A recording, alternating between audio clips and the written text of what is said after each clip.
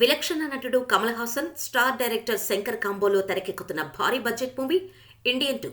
27 ఏళ్ల క్రితం వచ్చిన భారతీయుడు సినిమాకు ఈ సినిమా సీక్వెల్గా తెరకెక్కుతోంది. ఈ సినిమా షూటింగ్ను ఎప్పుడో మొదలుపెట్టిన యూనిట్ కొన్ని కారణాల వల్ల సినిమాను వాయిదా వేస్తూ వచ్చారు.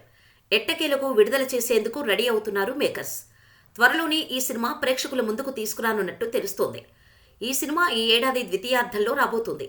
ఈ నేపథ్యంలో ఈ మూవీ బిజినెస్ ప్రారంభమైంది. తెలుగులో రైట్స్ అమ్ముడుపోయాయి. తెలుగు రైట్స్ ని ఏషియన్ సురేష్ ఎంటర్టైన్మెంట్ ఎల్ఎల్పి దక్కించుకుంది.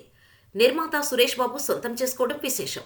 ఈ సినిమాకు రైట్స్ కు సంబంధించిన ఆసక్తికర విషయాలు బయటకు వస్తున్నాయి.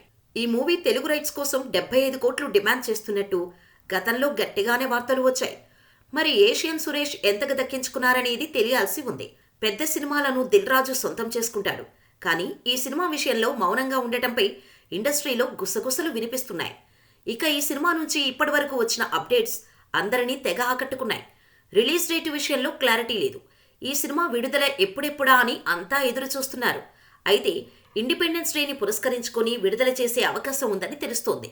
దీనిపై క్లారిటీ రావాల్సింది ఉంది.